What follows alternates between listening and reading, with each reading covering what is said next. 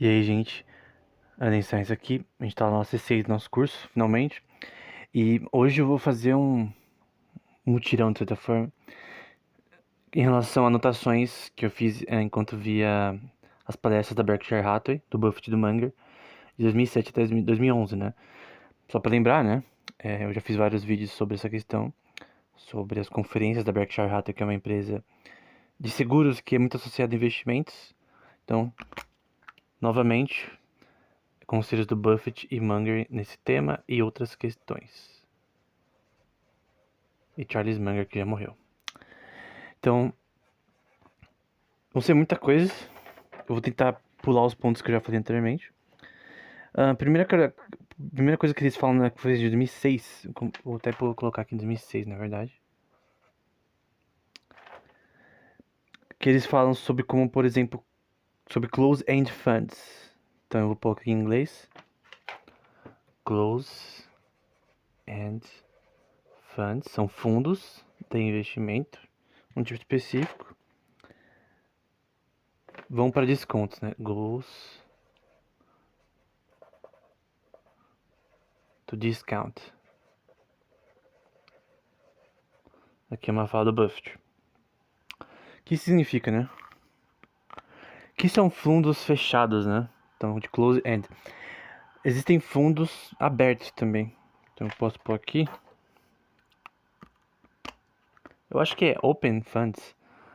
Eu acho que é open fund o termo. Mas o conceito é muito simples de explicar. Os fundos fechados, eles têm um prazo. E também um repertório. Eles têm um repertório de investimento. Então, um repertório de investimentos.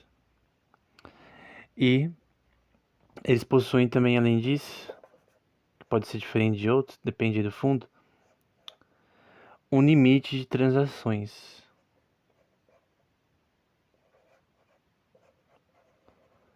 Então tem taxas associadas a você tirar a capital dali. Eu acho que na verdade você nem pode, na verdade.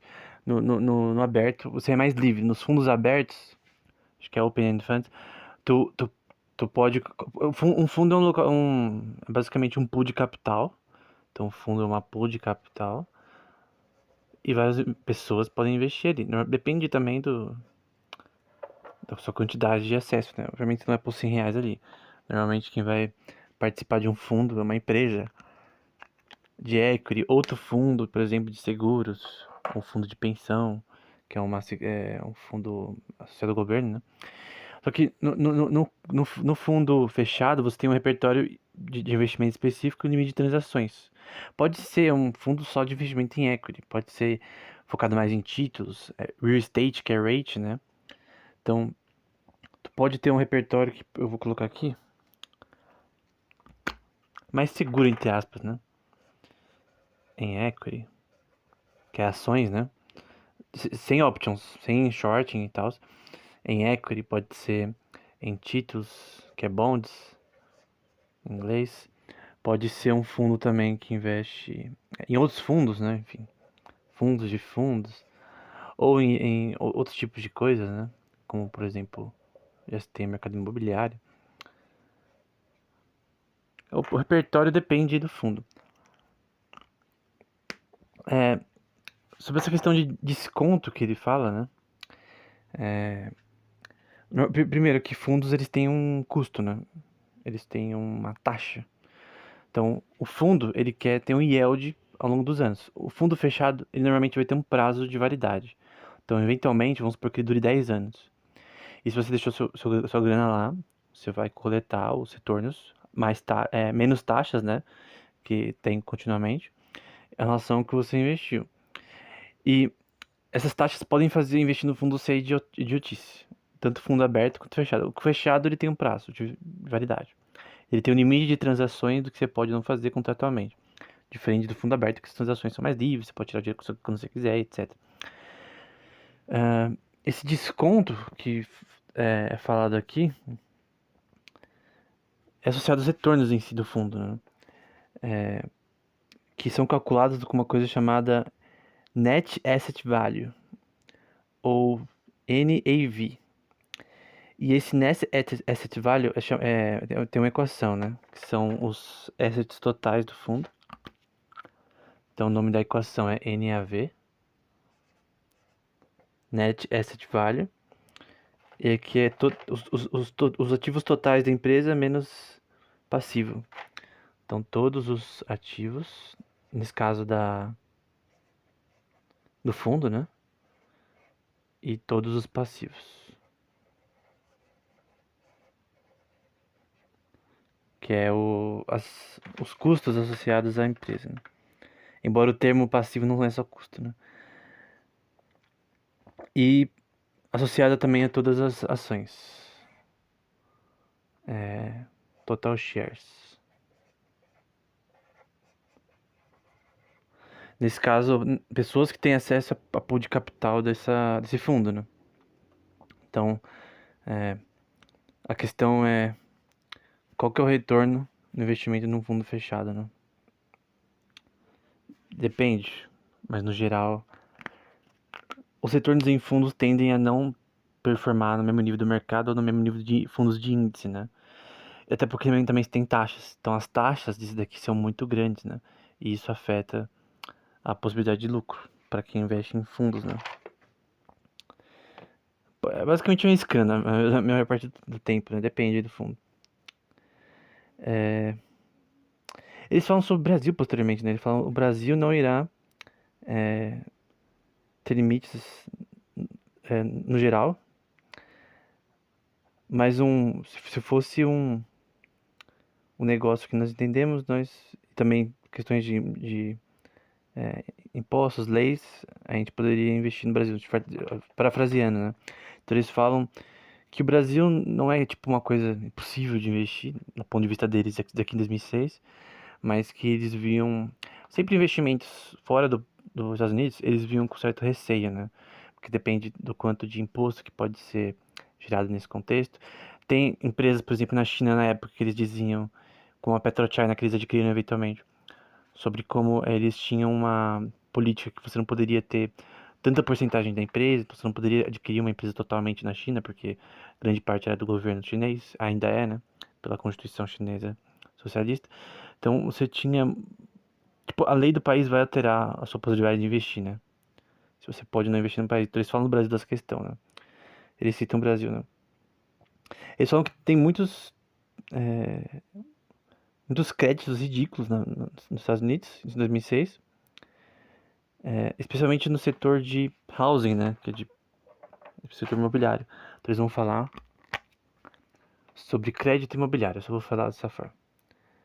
Crédito. Isso, 2006, tá? Imobiliário. Isso aqui é muito importante para entender a crise de 2008. E se você não entende a crise de 2008, você não entende economia no momento. Extremamente importante. Tipo, a economia mudou totalmente. Várias questões, principalmente da falha da visão keynesiana, ela mudou muito por conta da crise de 2008. Então, se você não entende a crise, eu recomendo que você tente buscar sobre esse tema, né? Tem um relatório do próprio Estados Unidos sobre isso. Bom, quais são as questões de crédito imobiliário que eles citam, né? Indiretamente. Commercial paper, que é uma forma de empréstimo de curto prazo. Formas de você ter empréstimo. Nos Estados Unidos na época. Também hoje, né? De certa forma. O Ripple, que é um repurchase agreement. É uma forma de você ter uma recompra de ativos, né? Na prática, né? Tem o reverso também, associados ao Fed. Então, a taxa de Ripple é basicamente também um empréstimo de curto prazo. Você tem também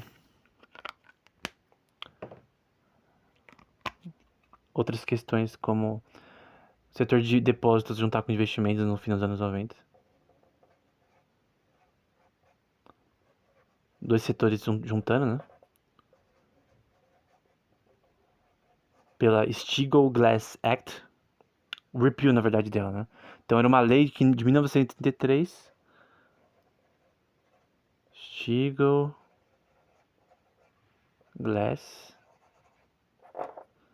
Act de 1983, que foi repelida, né?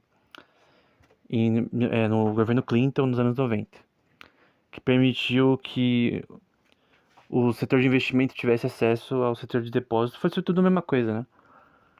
E aí, juntando esses dois setores, né? Basicamente, você tem um leverage maior, né? O que é leverage? É acesso, nesse caso, é acesso a crédito.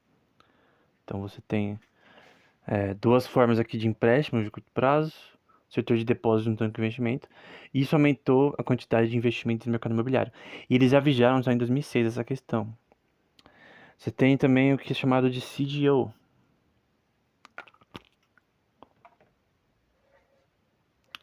que é o Credit Default Obligation, CDS, que é o Credit Default Swap, e o Synthetic CDO.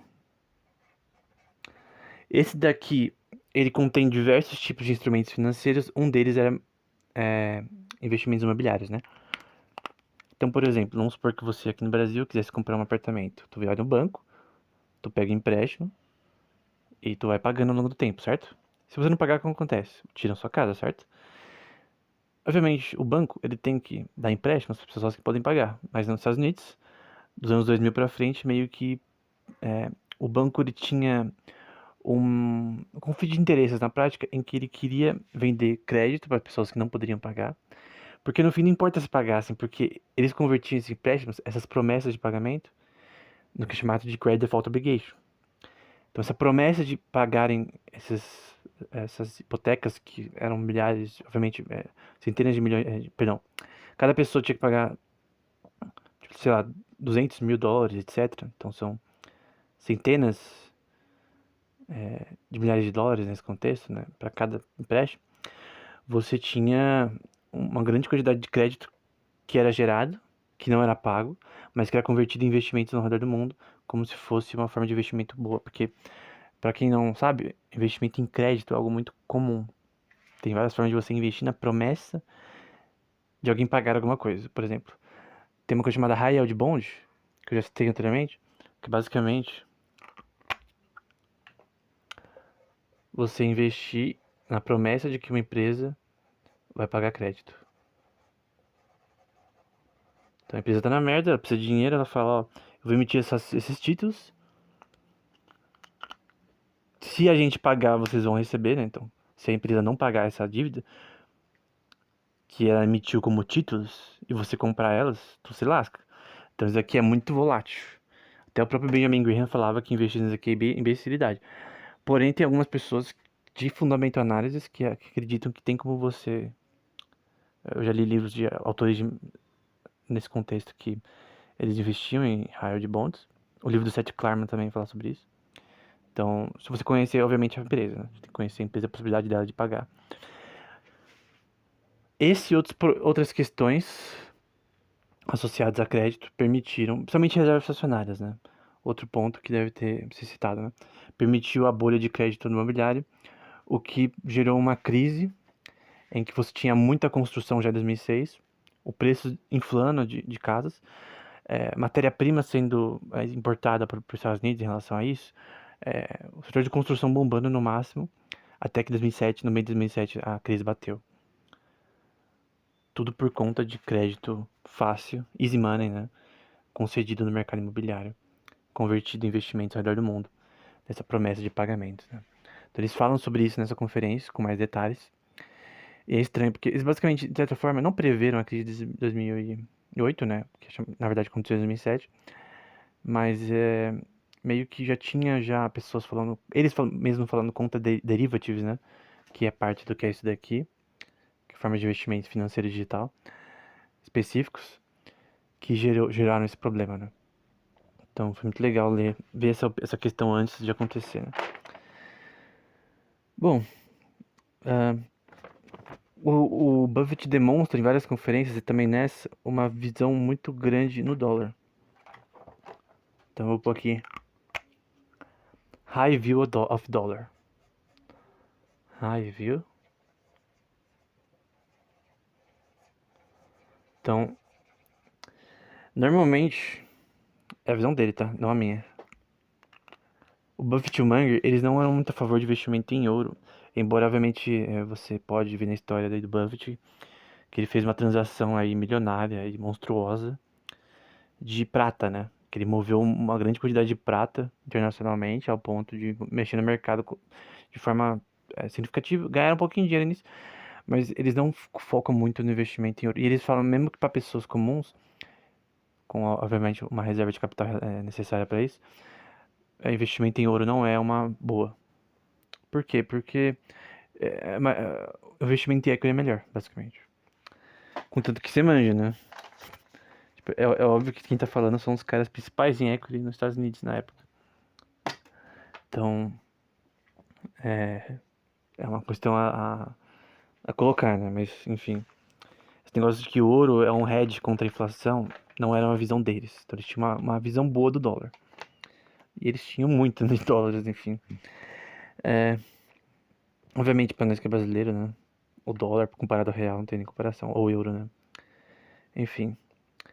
Ele vai falar que metade do nosso surplus cash, que é basicamente o dinheiro que sobra para eles, do que é chamado de float. Eu já expliquei o que é float segundo eles, mas float é basicamente retorno de seguros, de investimentos seguros. Então, são pagamentos que vão ser feitos mensalmente, anualmente. Seguro de carro, seguro de vida, seguro de casa, etc. Eu tava vendo do ano de 2012, se não me engano, 2011. Teve terremoto no Japão, também um furacão na Austrália. E a General Re, que era uma subsidiária deles da Berkshire Hathaway de seguros, ela teve um exposure. Para quem não sabe, exposure é basicamente uma exposição a risco, alguma coisa nesse contexto. E ela tinha um exposure no Japão e na Austrália, o que fizeram o float dele diminuir consideravelmente, né? Eles tiveram que pagar bastante, chamado de claim, né? Claim, bastante seguro, né? Porque o seguro tem que pagar quando dá merda, né? Essa é a visão do seguro. Eles tiveram que pagar muito nesse ano por conta disso. Eu creio que é 2012 ou 2011. Então, terremoto no Japão e esse problema na Austrália, né? Só que o exposure foi da General Re. Então, eles perderam bastante dinheiro nesse ano, pelo menos no setor de seguros, que é o principal deles em retornos, por conta disso. E outras questões de manufatura, a parte textil, eles foram até melhores, né? Mas o seguro tem essa questão, né? Às vezes dá merda, que obviamente só Deus sabe o que ia acontecer, né? Um furacão, sei lá o quê. Então não tinham como saber, né? Depois voltou ao normal. Ele fala sobre o decaimento do negócio de jornais na época. Uma coisa chamada Bankruptcy Investing, que é um tema que eu não sei muito, então não tenho como falar muito sobre. Mas eu anotei como algo interessante, né? E eu tô pra ler um livro sobre isso aqui. Tá pago o livro, não vou conseguir baixar. Quem sabe, se Deus permitir, eu compre ele logo pra falar sobre, de repente, no podcast. Falando nisso, eu vou dar um podcast logo mais sobre um livro importante pra inteligência artificial do Marvin Minsky, né? Que é o Society of Mind. Bom, eu não pus Invest, né? Bankruptcy Investing. O que é Bankruptcy Investing? Na vez que eu fui falar disso, eu fui falar com o Krugman, né? Acho que é Paul Krugman, não lembro. O cara que criou a LBO, né? Que é Leverage Buyout, que é basicamente tu pegar crédito para comprar empresas. Isso que é um LBO. Basicamente, Bankruptcy Investing é você investir em empresas, nos ativos de empresas que estão falindo. Então, os ativos de empresas que estão falindo, eles ainda valem dinheiro. Máquinas, infraestrutura e propriedade intelectual, talvez. Então, tem vários ativos de empresas que estão na merda mesmo, vão falir, que outra empresa pode ir, comprar esses ativos e conseguir um lucro na venda desses ativos. Porque pensa, uma empresa que está falindo, ela vai aceitar qualquer coisa por coisas que para ela é lixo agora, né? Porque basicamente ela não vai mais usar. Então uma pessoa pode comprar isso por um preço extremamente descontado em relação ao valor desses ativos e vender com lucro. Então essa do que eu conheço é a forma de bankruptcy invest, né? Investimento em empresas falindo. Porém tem outras formas de bankruptcy invest, né? Tu pode, por exemplo, emitir de bonds para pagamento de crédito. Tu pode ter várias coisas nesse contexto de lucro, nesse contexto de empresas falindo. Então eu não sei muito do tema com detalhes. Então não vou falando sobre no momento, né? mas é interessante. Eu vou apagar essa parte aqui. Tem bastante coisa para checar ainda.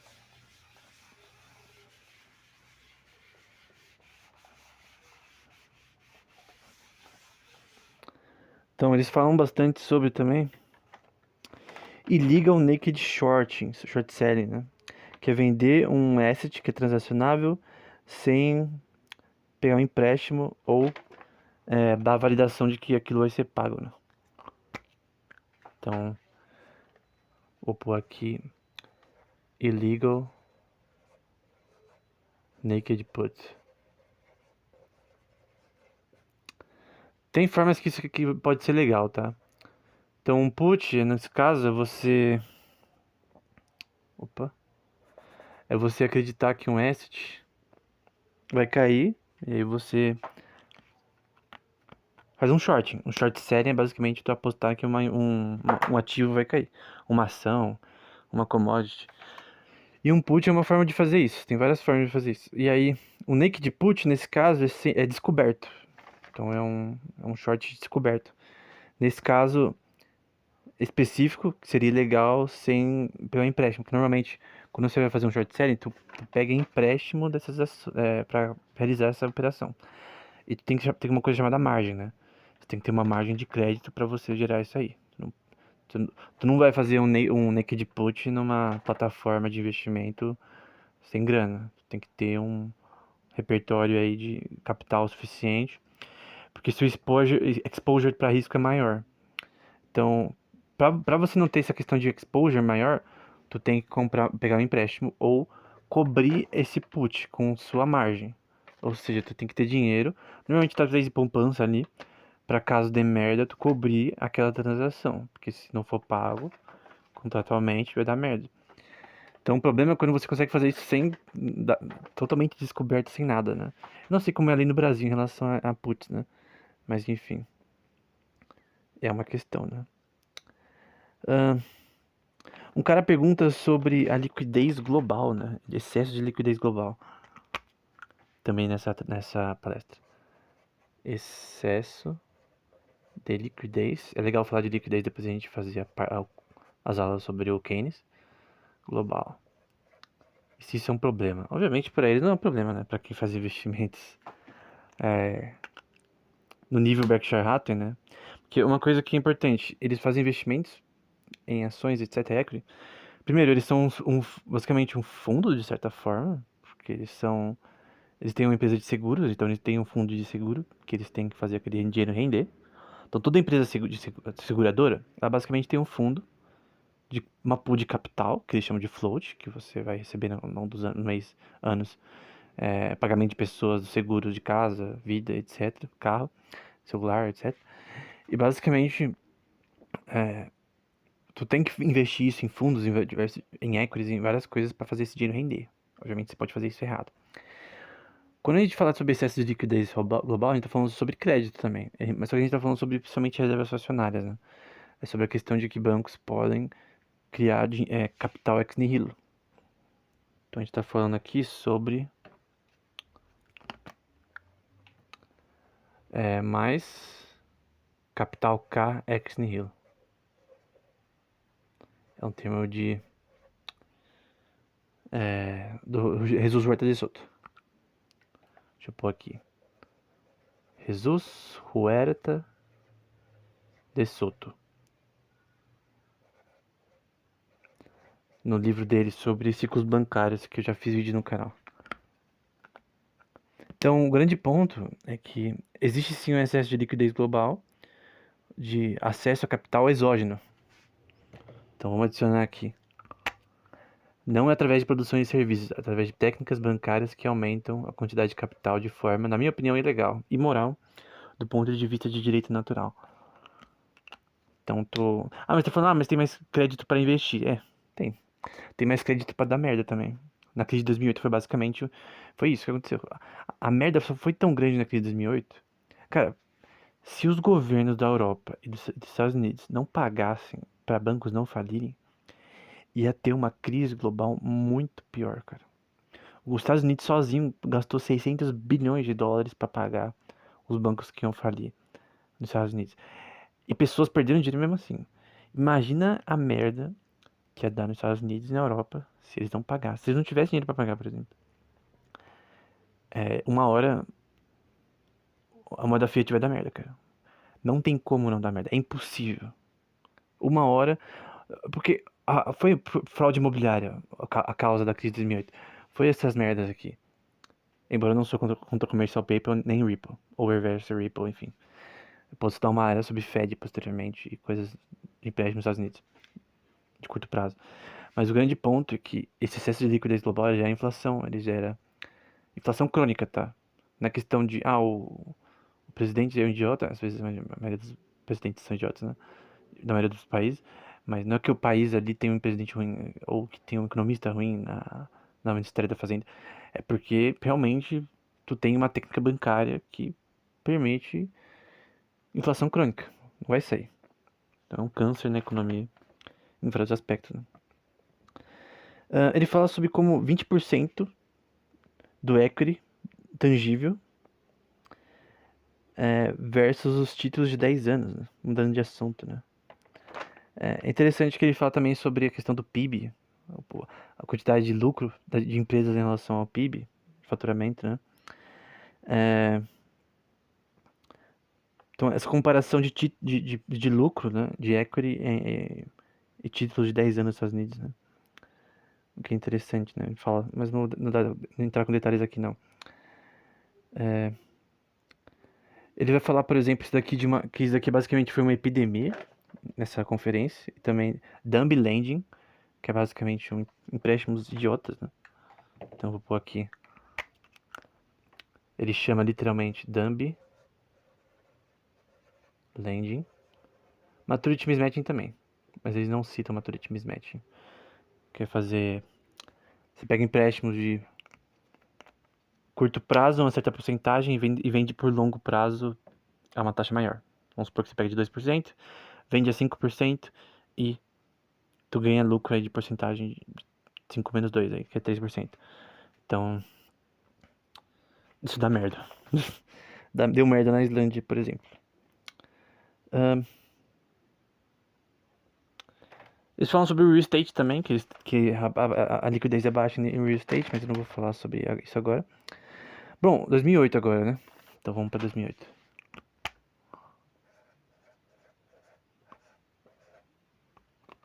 Essa aqui foi 2006, 2007, mais ou menos. Eu vou passar a folha aqui. Em 2008 eles vão falar inicialmente sobre como ensinar coisas como option pricing é literalmente inútil, né? Total nonsense, segundo o Buffett e o Munger. Então vamos lá.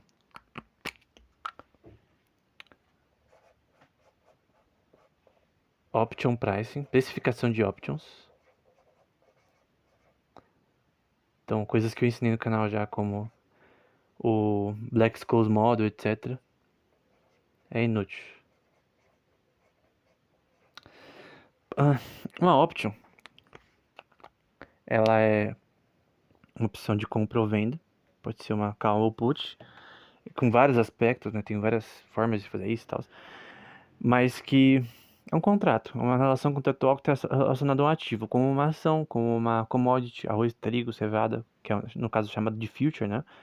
Que é você tem, por exemplo, eu quero investir no trigo, eu acho que daqui a 3 meses o trigo vai subir. Então eu pego uma opção no trigo, nesse caso uma future, em que eu quero apostar que o trigo vai subir daqui a 3 meses.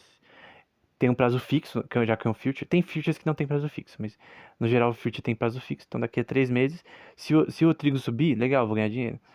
Vamos supor que subiu 3%. Então, se eu investir 100 mil, vai ser 3% de 3 mil, a mais, né?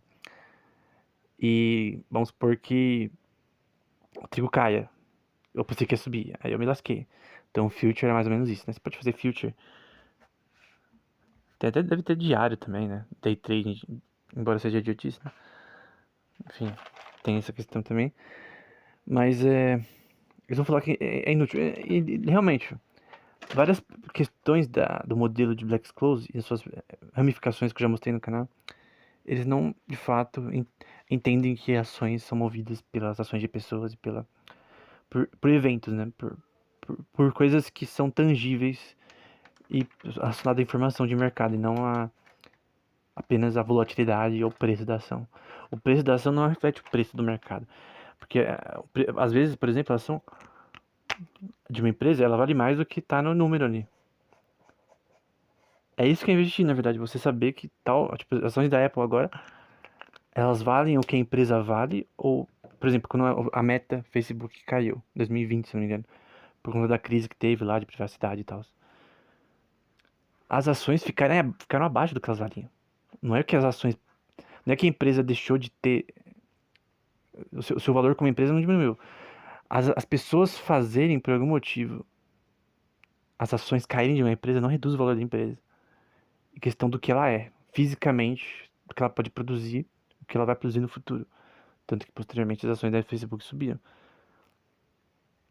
Então você não poderia prever que as ações do Facebook iam cair em tal momento, sem entender de fato o que estava acontecendo do ponto de vista legal, minha mídia, da Facebook na época, Meta hoje em dia, né? Então são questões que não são associadas à volatilidade, coisa do tipo, né?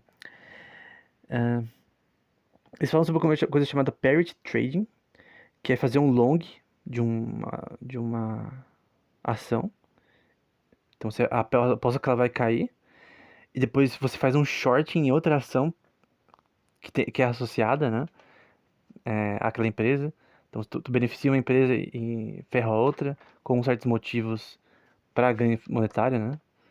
Alguém pode dizer que talvez seja errado e tal. Ele fala sobre, por exemplo, municipal bonds. Eu vou falar sobre isso, eu já falei anteriormente, mas eu vou citar de novo, novamente. Eles dão, na verdade, dados dos investimentos deles nesse tema. Que eles fizeram seguros de municipal bonds. O que é um seguro de um título, né? Bonds são títulos. Então, basicamente, a seguradora ela pode assegurar promessas de pagamento de crédito de municípios, por exemplo. São Paulo quer grana para fazer infraestrutura, ele não tem. Parte dos impostos vão para o governo federal, por exemplo. Então, vamos supor que eu vou o cara que é o governador de São Paulo, como o Tarcísio, ele vai para a Alemanha e fala: eu sou governador lá em São Paulo, a gente tá precisando de dinheiro para fazer obras de infraestrutura lá e tal. E a gente precisa de grana, né? Precisa de crédito. Vamos supor que o cara fala: ah, vamos fazer assim, vocês emitem títulos municipais, o governo de São Paulo. Eu compro esses títulos, vamos supor que seja 500 milhões investidos, né? De várias pessoas investindo, né? Vários, não um investidor em si, né? Mas um fundo, sei lá. Então, nós vamos investir nesses títulos municipais e nós vamos ser pagos pela promessa de pagamento municipal desses títulos. Porém, vamos supor que esses títulos eles têm um valor, um ganho aí nos próximos 10 anos. Então, eles têm que fazer essas construções, etc. E dar retornos nos próximos 10 anos. Vamos supor que acontece uma merda no Brasil, especialmente em São Paulo, e eles não pagam esses títulos. Então, quem investiu se lascou. Ainda mais que tá falando com isso de Estado, né? Quem se investiu se lascou. Só que o grande ponto é que essa promessa de ser pago por investimentos, nesse caso estatais de infraestrutura, é uma forma de investimento. E vamos supor que dê merda. Você pode ter um seguro disso daqui. Então, o investidor ele vai estar assegurado de que caso dê merda, os municípios conseguem pagar porque tem um seguro para caso esses títulos não podem ser pagos. E, cara, do que eu vi ali, dos estados que a Berkshire Hathaway assegurava na época, era coisa de tipo 200 mil, 100 mil, outra 500 mil. Estados de Geórgia, Califórnia, etc. Então, cada estado eles tinham um portfólio de títulos municipais. Oregon e etc. O que é interessante, né? É interessante ver na prática como funciona. E é uma forma de investimento. Obviamente o aporte não sei se exatamente tem que ser alto, né? Se você precisa ter uma quantidade alta aí. Mas obviamente a pessoa que vai investir nisso ela tem que saber se aquele estado ele é eficiente, né, nessa questão. Principalmente nos Estados Unidos, tem que saber sobre as leis de cada estado, que são diferentes, diferente do Brasil, né? Cada estado pode ter leis completamente diferentes em alguns aspectos. Então, ah, isso implica, né? E isso aqui não só no Brasil. Tu pode investir em títulos municipais no Japão, na China, no fim do mundo você pode investir em títulos municipais, né? Não é algo que eu manjo muito, porque você tem que ter um conhecimento daquele estado em si que você vai investir, né? Porque na França, é o estado da França, sei lá qual, não sei os estados da França, mas tu tem que conhecer se realmente o histórico deles e a gerência ali vai conseguir manter os retornos necessários para ser pagos esses títulos, né? Então é algo que tem que ser levado em conta. Porque senão você se lasca, né? Enfim, eu acho que tá bom por essa aula. Eu vou continuar até 2011, mas como já deu já 30 minutos, acho que já tá bom. Então é isso. Até o próximo episódio.